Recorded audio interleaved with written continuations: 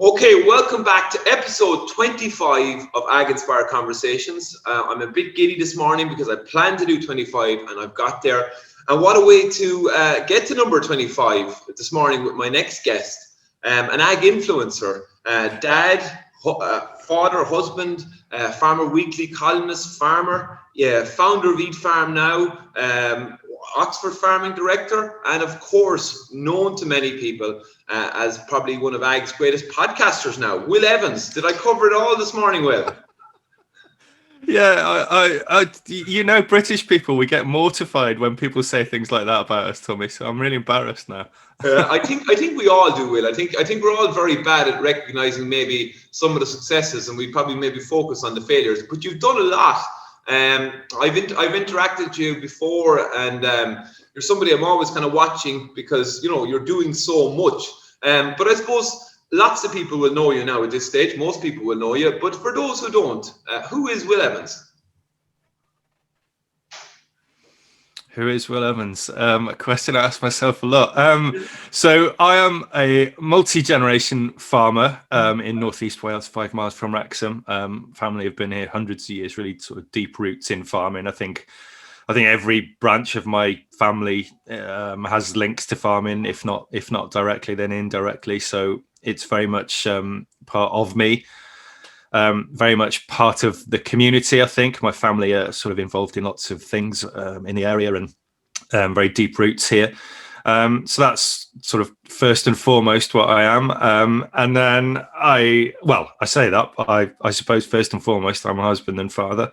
Married to Sarah. We have 4 little girls aged 5, 7, 8 and 10, so pretty busy with them, and you know what that's like, Tommy. You've got one more than I have, so that as well. And then I've sort of accidentally fallen into this world of communications and journalism and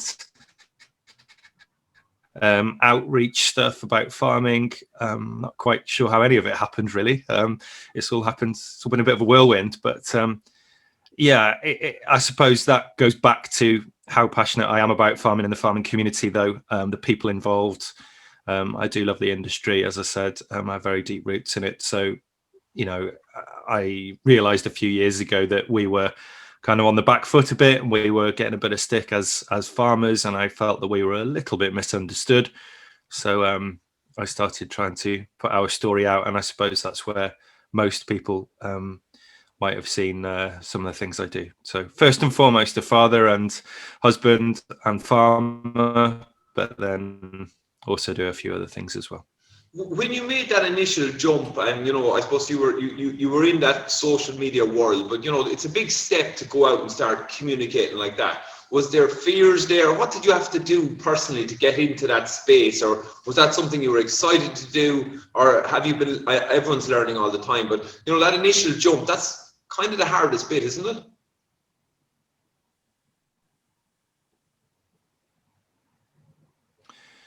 Yeah, I find it really difficult. So I suppose I'd done bits on social media, and really just enjoyed the engagement and interaction on there. I mean, I'm a people person anyway. I'm always interested in people and their stories, where they come from, how they've got to where they've got. So I always enjoy that conversation and engaging with people. And I sort of, I'm still a bit like a kid at Christmas with social media, and the fact that you get to instantly speak to people on the other side of the world, or really different cultures and communities. I just find that so exciting still. It's not something I take for granted. And then I started, I suppose, I'd seen the potential of social media, and I started to look at ways I could expand on it. I started a blog, which wasn't very good. It was very mediocre, but I still enjoyed it, and I got some quite good feedback on that. And then I was very nervous by that. I remember my first blog post putting out there. I was so nervous because you just worry that everyone's going to tell you that it's crap, or they're going to laugh at you or whatever. And it is a big deal, isn't it? You put yourself out there, and if you'd have told me a few years ago that I'd be doing some of the things that I've done over the last 3 or 4 years, I'd have laughed, because I'm not a sort of natural fit for this, I don't think so.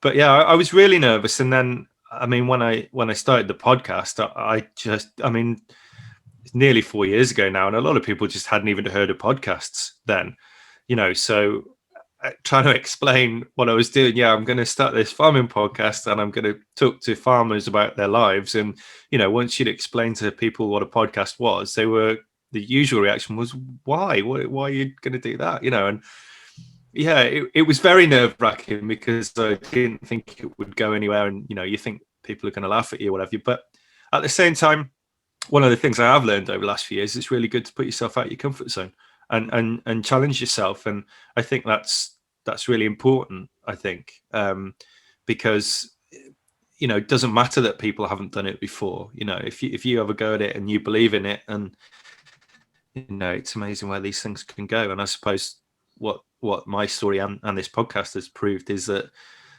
that there are opportunities there, and farming is a marketeer's dream. It's got that jeopardy. It's got jeopardy. People producing food against the odds. It's got human stories. It's got tragedy and triumph, and there's so many brilliant stories out there and people involved, and it's just really, really exciting to get to tell their stories, I suppose. And you captured them so well. I think that's a huge message. God only knows how many more of these I might ever do, but I think the idea for me was to talk to people like you and, get those ideas out to people, that if you have an idea, don't, like, the greatest challenge is to get over yourself and the fears. And I think it's a very powerful message. I listened to your podcast, and, I've noticed a lot, and I know from you recently hosted the Biofarm Conference, one of the days here in Ireland. You're talking a lot about regenerative farming. Talk to me a little bit, before we get into that, on your own farm and a little bit of where it's been and where it's going.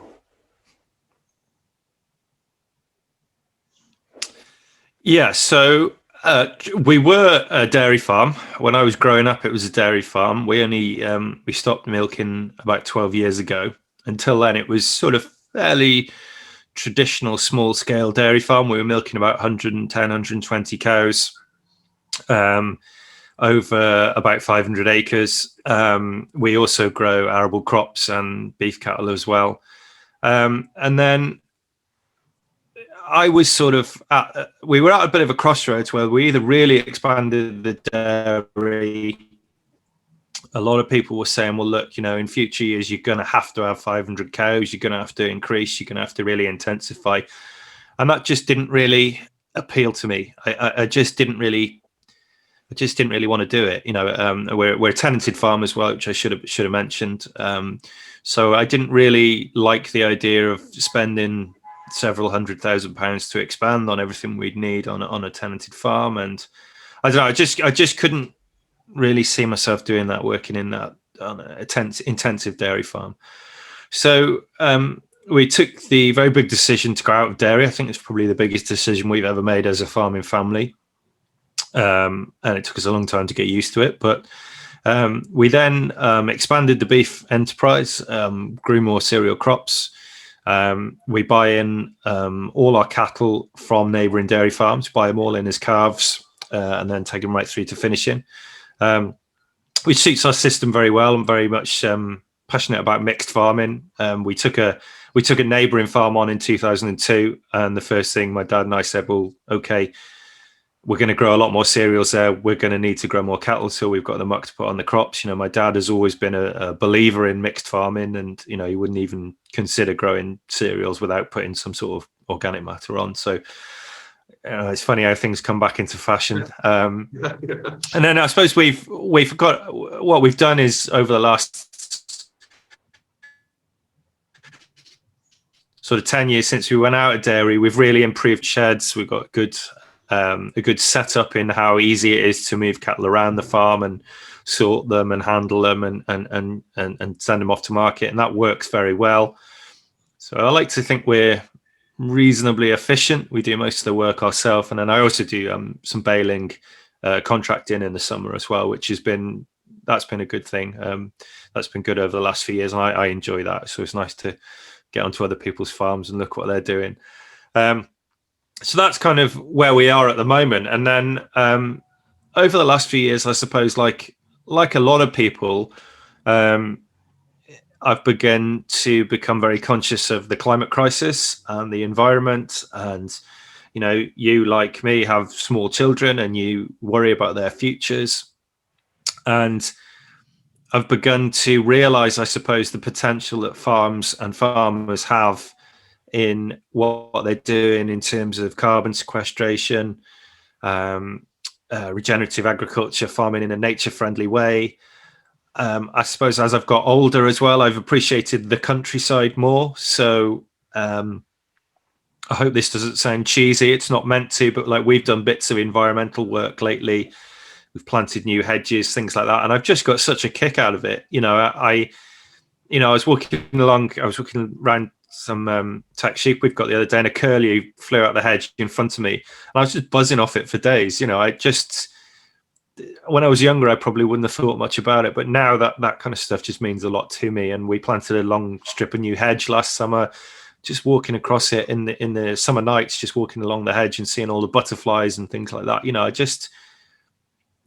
I found it very life affirming, I suppose, you know, and farming has a well-documented problems with mental health. And, you know, I've had ups and downs over the years, but, you know, that sort of thing of getting back to nature and reconnecting with the planet and the land, I think has been a bit of an eye-opener for me. And I feel almost like I've got a lot to relearn. You know, I find myself reading books about soil at the moment and just sort of, you know, reading out facts to Sarah, which she gets sick of, you know.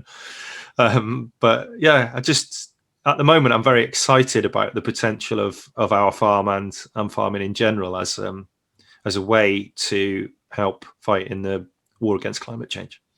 It's very interesting. Very long answer to a short question. No, but it's the pivotal question of our time. Again, you know, look, I think people who would have listened to a few Agnispire conversations would have noted a theme that the environment has been a big theme, because it's a big concern of mine as well for very similar reasons. But it's interesting as you describe, you know, that idea of connecting with nature, maybe back to maybe more traditional methods, whatever it might be. But it's something that everyone is thinking about now, and I suppose having people like yourself who have a far reach, who have an influence, you know, I think it's powerful and showing leadership in that space as well. But that also creates a weight on your shoulders a little bit as well. And, you know, you mentioned it there, and, you know, I was surprised because I've been following you for a long time when I first heard that you spoke about maybe mental health challenges that you had personally, you know, because I would have seen you as, you know, before you spoke about it, as somebody who's got your shit together, as they say, you know, really focused, really knows what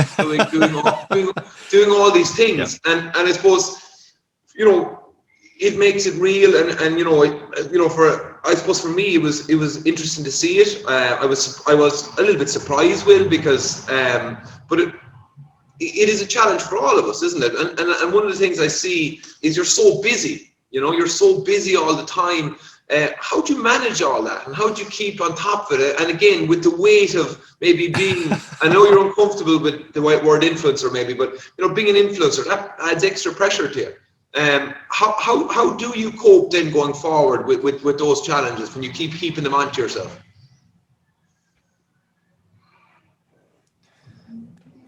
Yeah, so I suppose it took me a bit by surprise last year. I think it was probably, looking back, physical and mental exhaustion. I found last summer really difficult. We had a lot of bad flooding on the farm. We lost a lot of crops. The weather was awful. Things I think had probably taken on too much. Things got on top of me. I wasn't sleeping very well. I found myself lying in bed worrying about, at night, thinking about things I couldn't control, things like that are going to happen with Brexit changes that are coming, all that kind of thing. And it was funny in that I've spoken to a lot of people about mental health challenges on the podcast. Always get a really good response as well. You know, I think every time we talked about mental health, we get messages afterwards, emails from people who've said thank you for doing that, because you know, make me realize I'm not on my own, that kind of thing. I mean, that's all on the guests for talking about it. But so I would always thought, you know, although I was always sort of conscious that it was a problem in the farming community, and I know people, you know, our next door neighbor and my dad's best friend committed suicide a few years ago, which was incredibly shocking. Still is. I find it quite hard to talk about, but that was something that sent a shockwave through our local community. And he was the life and soul of the party. Nobody knew. So it's always been something I'm aware of in the rural community, but always considered myself very lucky to have never had anything like that myself. And then, I think things just came crashing down on me last year, and I don't mind talking about it at all, because I feel that I very strongly feel it's no different than a physical illness. I think it was just that, a series of things built up, maybe put too much pressure on myself. I was starting to feel as if I was letting everybody down because I was so busy. I didn't have enough time to spend with my kids. And then I was feeling like I wasn't being a good enough dad. And then I wasn't seeing my wife, feeling like I wasn't. And then I was doing other things and then feeling like I wasn't being a good enough farmer. And I was just putting so much pressure on myself, I think. And then it sort of culminated one night. I was sort of early hours of the morning. I was bringing straw home from the farm down the road, traveling along the road. And I suddenly, it was early hours of the morning because it was going to rain, and I was exhausted. I was tired. And suddenly I thought I was having a heart attack. And I really did think I was having a heart attack. I pulled over on the side of the road, rang my dad. And anyway, it turned out I was having it was a panic attack, which I'd never had anything like that at all before. Eventually went to the doctor. I should have gone much earlier, but walked into the doctor's. Wife persuaded me to go, and walked through the door into the doctor's room and just burst into tears. But that was probably the hardest step, going to the doctor. It was a big deal for me going to the doctor. I think a lot of us in farming find that quite hard to admit we have a problem. But from then things started to get better. Really, the doctor, I was prescribed me antidepressants. I was on those for a year. I'm off them now, but I think that helped, and again, I don't mind mentioning that because I think there's a stigma with that, but there shouldn't be. They helped me. I hope I never go on them. No reason why I should. But they did help. I mean, one of the things I struggled with as well, I felt really guilty for feeling like that, because I kept thinking, well, I've got this amazing family, wife who I adore, 4 brilliant kids.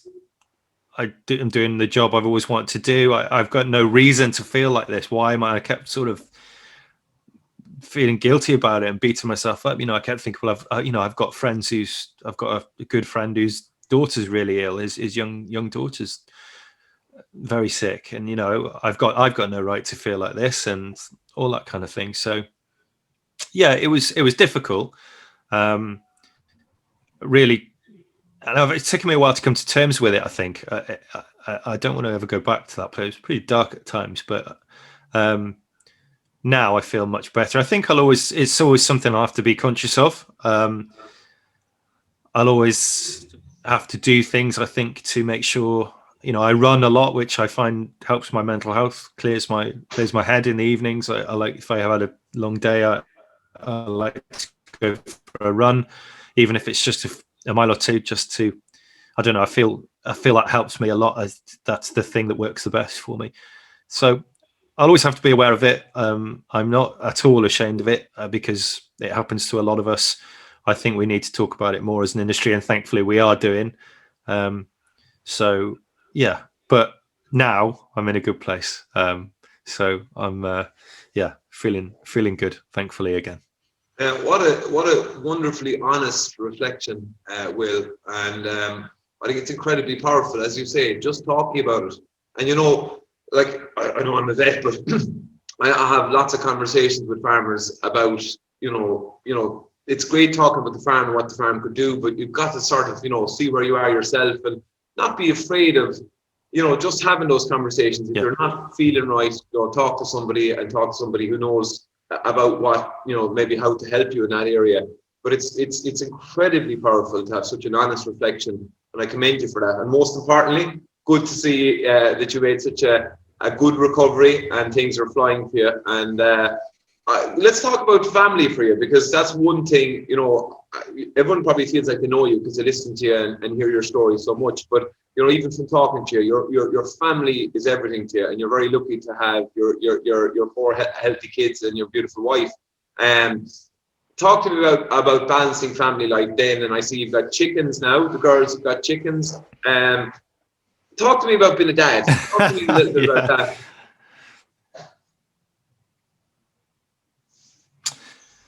Yeah, so I was always one of those. If you'd have asked me when I was a child if you want children, I would have said yes. And people who know me best would say I'm a bit of a big kid myself anyway. So I love children. I love kids. I've got I love my friends' children, and I've got godchildren, and it's just brilliant to see them growing up. I love speaking to them and interacting with them. It's great. I'm a kid person.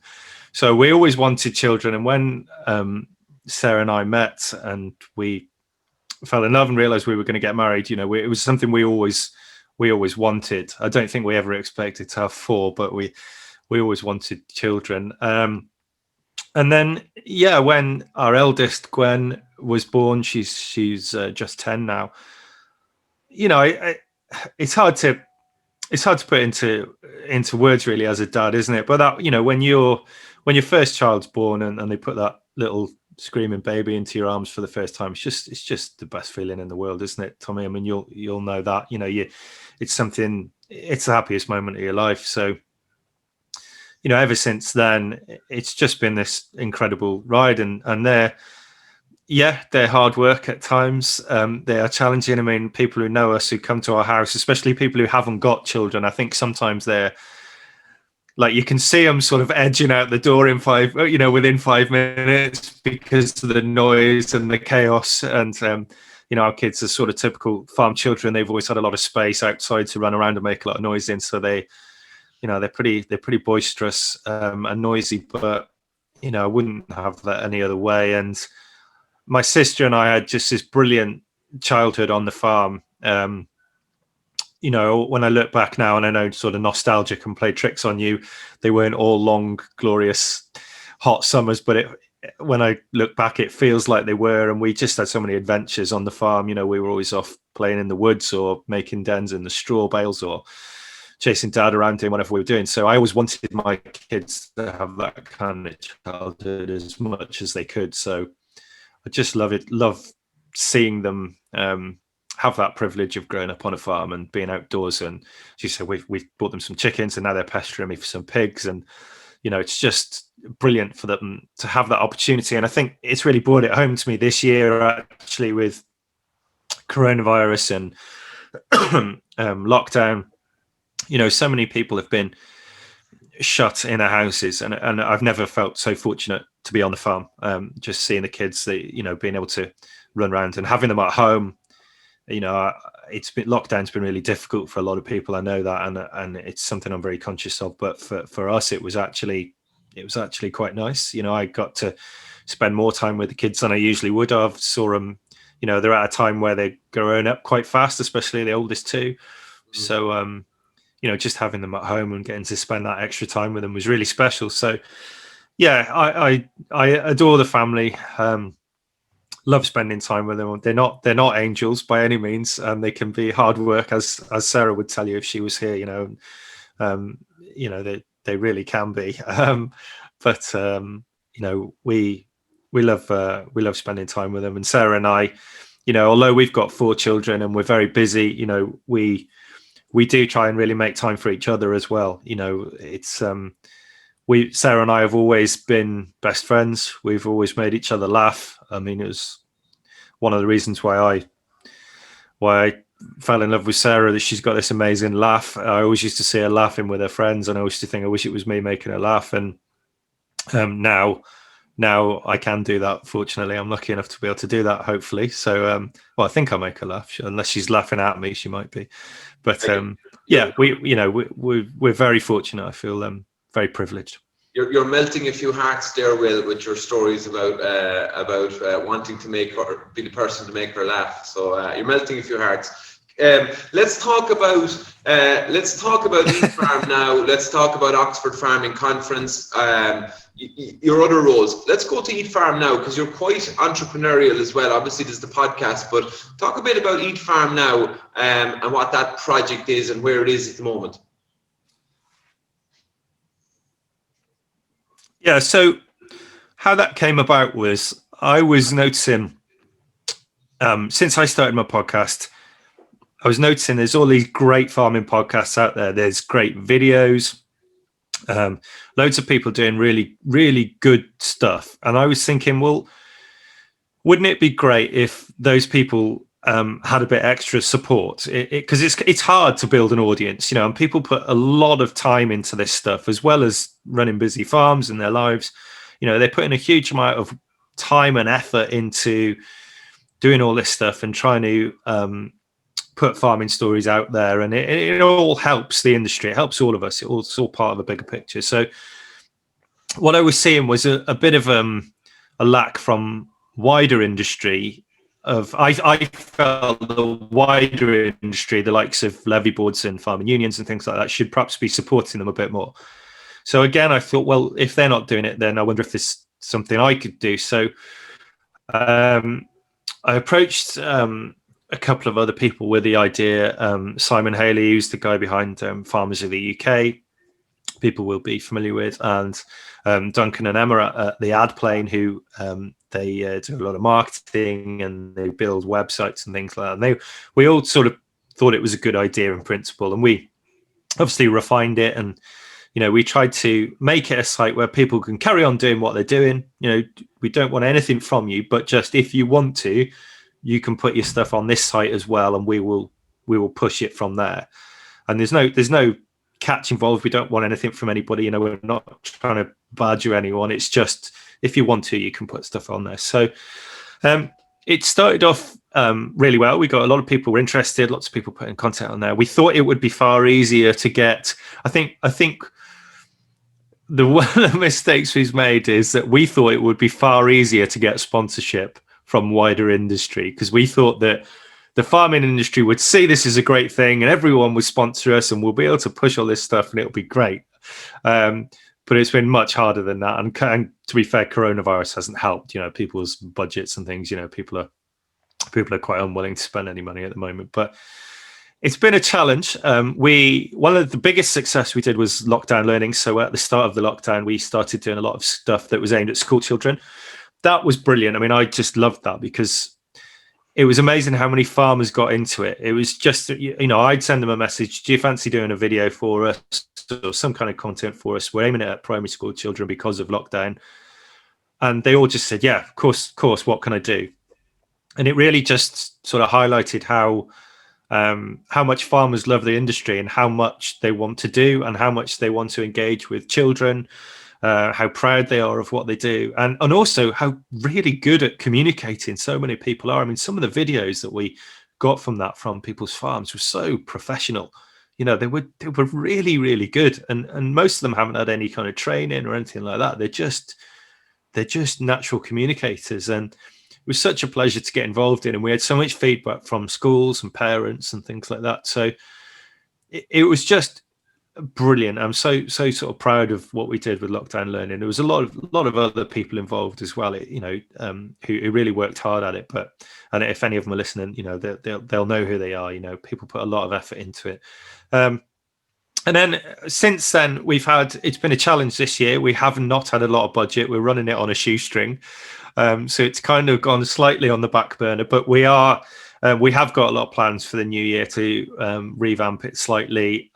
We've got a few new people coming in, so we will be ramping things up again in the new year, and hopefully we will get a bit more support from wider industry. That would be great. But yeah, Eat Farm Now was started in a good place to try and sort of help people in the industry tell our story, and I hope we can sort of keep that going forward over the next few years. It's exciting to see where it can go, I think. Will, there's a slight delay between me and you here today now. So people are, at the start, I thought you were carefully thinking about every question I was asking. I said, wow, he's really taking these in and thinking about his answers. There's actually a slight delay. Maybe you are doing that anyway. Let's talk about leadership. Yeah. Because I want to talk about, I have a lot of respect for you, and I think you'll know that. And I've been following you for a long time, and I tend to zone in on people that, I just see what they're saying. And you've shown a lot of leadership, maybe in the subjects that you've covered in Rock and Roll Farming podcast. Difficult subjects, but leadership's not easy. I think you're a very genuine person. You wear your heart on your sleeve, and that brings challenges. What's your views on leadership, particularly when you engage so much on social media?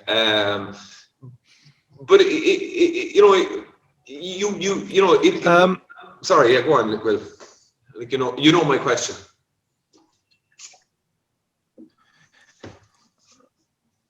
It's you're right. Leadership is a difficult thing, and I know you read a lot of books on the subject, and I do as well. And it's something I suppose I would never have considered myself a leader, and still don't really. Although lots of people have said things like that to me.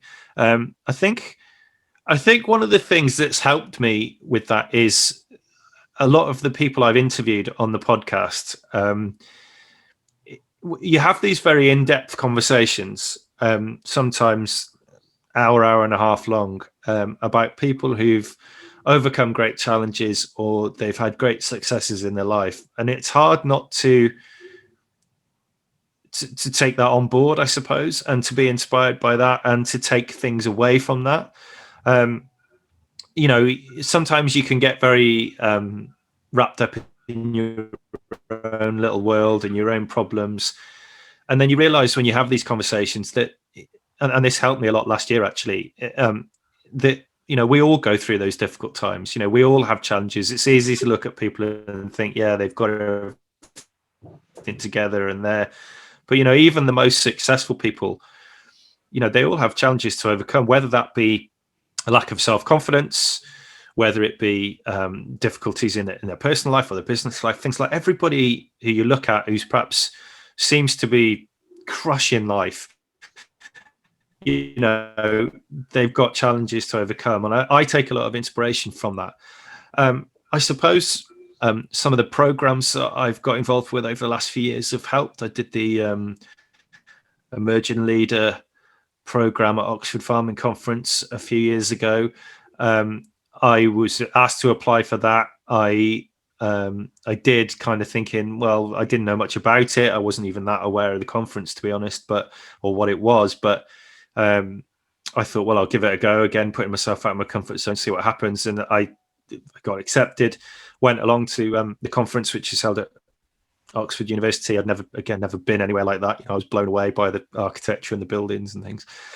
But just, I arrived with the biggest sense of imposter syndrome that's probably ever been seen in Oxford. I didn't feel that I was, in any sense, an emerging leader, but I was surrounded by all these highly capable people who, again, you sort of think, well, they're all here because they think they should be, and they're going to be really confident. But as soon as you get to know them, they all feel the same. They all had imposter syndrome, and they all felt that. And but it's being surrounded by those kind of people and realizing that, I think, is a big thing. Once you realize that everybody feels like that, I think it's like a switch goes in your head, and you think, yeah, okay. There's nothing really that should be holding me back, and all this imaginary things I've got, and these imaginary doubts and thoughts I have that I'm not good enough or I'm not capable enough. It's not necessarily true, and it's amazing what you're capable of if you put yourself out your comfort zone and challenge yourself. And that is something that I have done over the last 3 or 4 years. I've done things that I never would have dreamed of. I've stood on stage and spoke to hundreds of people. Which, if you'd have told me that I would ever be doing that a few years ago, I would have laughed. I I remember 10 years ago, I did a speech at my best man's wedding, and I think that was the first time I properly stood up and spoken in public, and I was throwing up all morning. I was so nervous. So, I mean, and now I'm relatively comfortable at doing it. I don't think I'll ever stop being entirely nervous, but, I'm pretty comfortable with standing up in front of people and doing that. So, just that challenging myself has really, I don't think about it very often, but some of the things I've done, I think one day I will look back and think, geez, how did any of that happen? But I think, the credit just goes to some of the people I've met over the last few years and been inspired by people I've had conversations with and just seen what they've done. I've just sort of taken a lot away from that. And I suppose just having as I mentioned in the last few minutes, just having the support of a really good family as well. And, my parents are very supportive of what I do as well. My dad, who is a very sort of 1970s kind of farmer, if you can imagine, we are very different personalities. We do things differently. I think when I first told him I was going to do this sort of podcast and stuff, he just was totally bemused by it. But now he can see how it benefits the industry, this outreach stuff, and he's very supportive of it. So again, that's been a big factor for me as well, the support of my family. It's such an important message, though. Particularly, I would probably aim these conversations at maybe younger people in agriculture, because there's lots of things, negative stuff maybe happening around agriculture and talks about climate, but it's such an exciting industry. I say to young people, but I do get to talk to a lot of young people as well, and I have been that soldier of that, fearing the challenge of going outside your comfort zone. It's so good to hear stories about that. That you were getting sick at the morning of that wedding, and now you're able to stand up. But it takes a huge effort to get past your fears. It takes a huge effort, but it can be done. And I do believe life is so short. You get such a short window that I wish more people tried that. I know it's easy to talk about it with us just chatting here, but it's something, if it's only one person listens to the message you said there, and one person is thinking about doing something now that they're fearful of doing because of that they're not good enough, that they have that imposter syndrome, or it won't be good enough, just go and do it. You'll never regret it. It's a powerful message, Will. Powerful message. I'm conscious of the delay as well here now, so I'm judging your reaction and you're judging my reaction about 2 seconds after each other. So this is the joys of communication online. Okay, just about the future, a little bit about the future, Will. Future of your farm, maybe. And look, you can't have a conversation without talking about Brexit. You did mention it. It's a huge. I'm watching it, and maybe a little bit of Brexit fatigue almost at this stage. We don't know what's going to happen, but there must be some opportunities there as well with some of the challenges there. What's your current stance or feeling on Brexit, or is it something you don't like talking about maybe even now?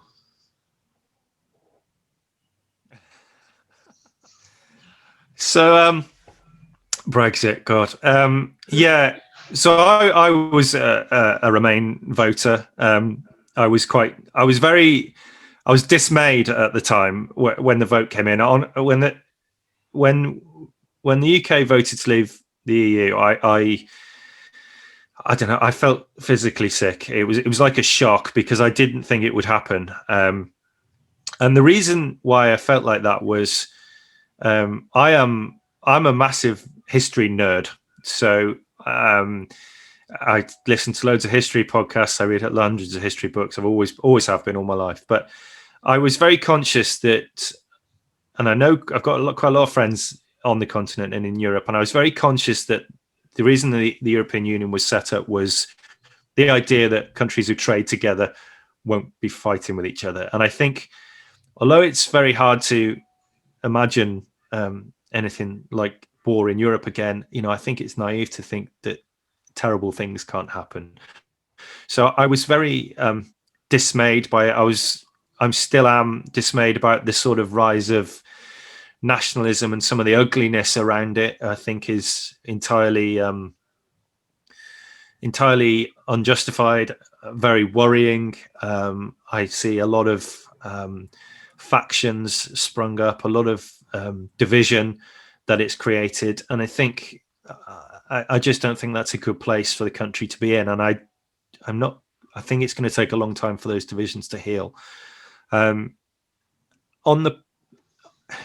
Also, I suppose, although there are some plus sides, and I'll get onto them in a minute, I'm very conscious that the cap for farmers, the Common Agricultural Policy, although there is a lot of problems with it, not least environmental problems, and getting paid direct payments as farmers and subsidies is far from ideal. And I think we all wish that we wouldn't have to.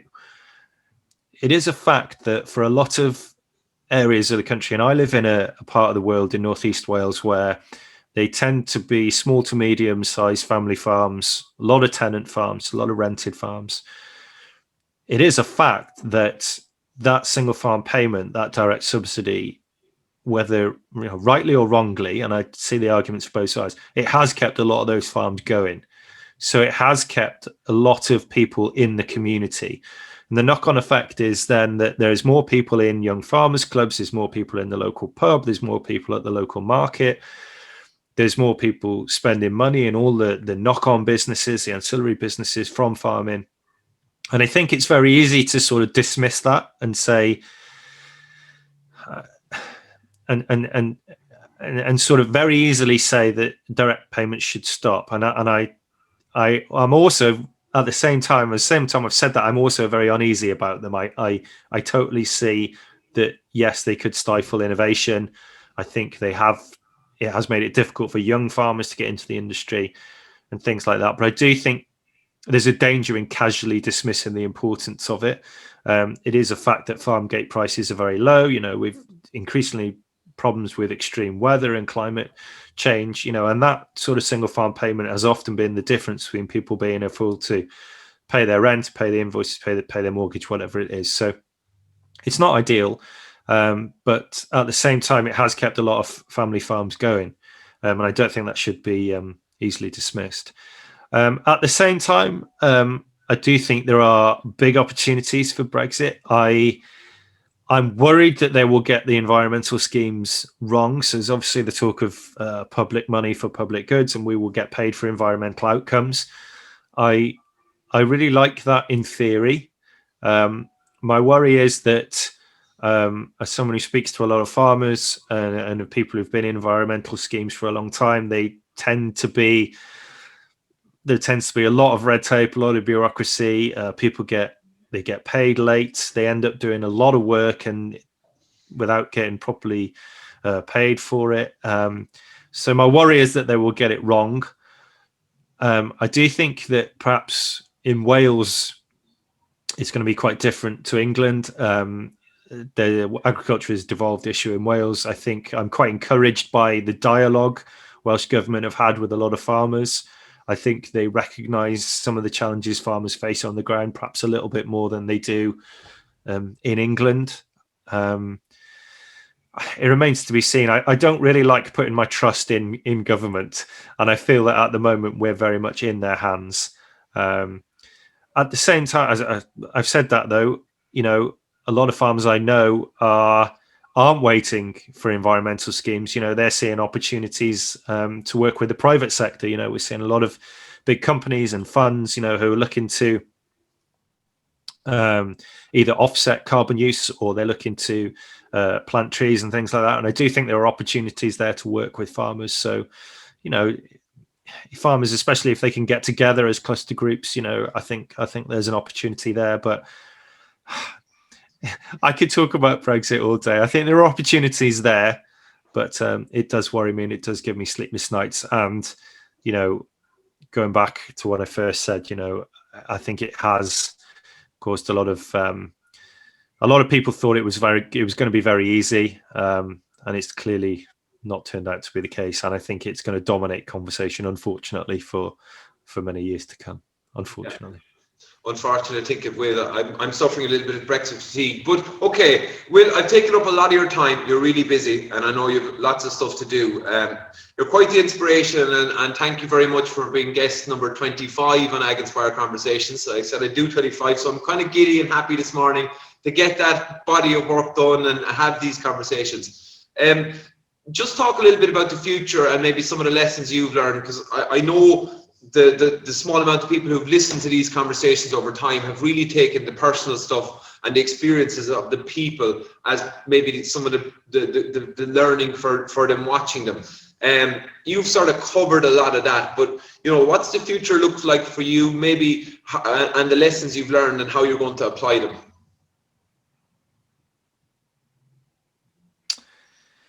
So I think a lot about the future of the farm at the moment, and we're trying to, Sarah and I are trying to plan for the next 10, 20 years. I think we are, the ultimate aim for me, and I haven't actually told anyone this, this is something I've been thinking a lot about lately, but the ultimate aim for me, I'm quite organic curious.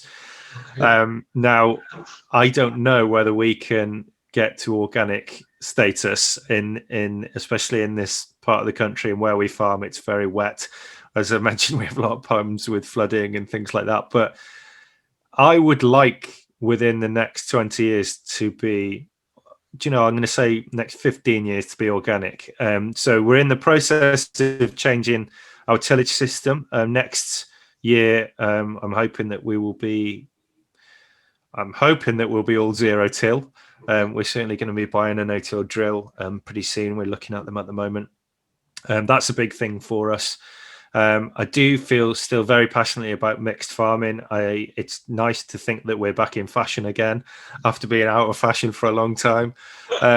So I've got a lot of focus at the moment on soil organic matter. I mean, I find myself reading books on soil at night. I'm currently in the middle of Nicole Masters' excellent book, which is fantastic. I'm getting a lot out of that. Even just sort of being part of the biofarm chat the other week, that was great. I found some of those speakers so inspiring, and I really sort of went straight home and looked out some of their previous work and videos and things like that. I was the guy, I can't think of his name now, the German guy who talked about composting.